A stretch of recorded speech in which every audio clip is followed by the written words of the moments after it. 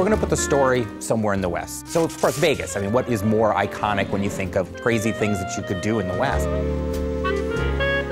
I think that was really the inspiration for the story, in a lot of ways, was looking back at the history of Vegas. We really think of it as a side story. In a lot of ways, we're revisiting stuff from the original 2 games, but it stands on its own.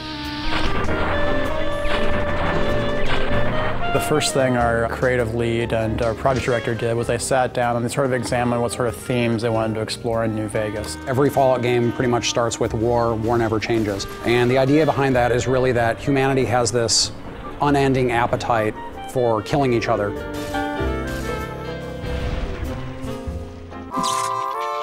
Fallout New Vegas is a post-apocalyptic role-playing game. It's set a couple of hundred years after a cataclysmic nuclear war between the US and China, and it takes place at a time when the city of New Vegas is actually being rebuilt. Fallout 3 starts with you being born, and you're a baby, and you go through your young adulthood until you leave the vault.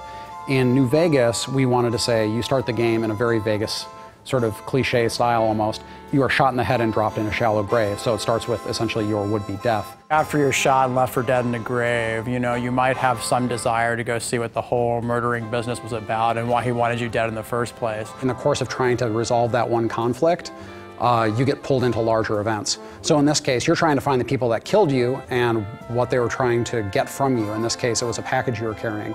So, of course, as you go around, you find out that what you were carrying is centrally tied into this major conflict in the area between New California Republic and Caesar's Legion and Mr. House, who's the guy that sort of runs the strip in New Vegas.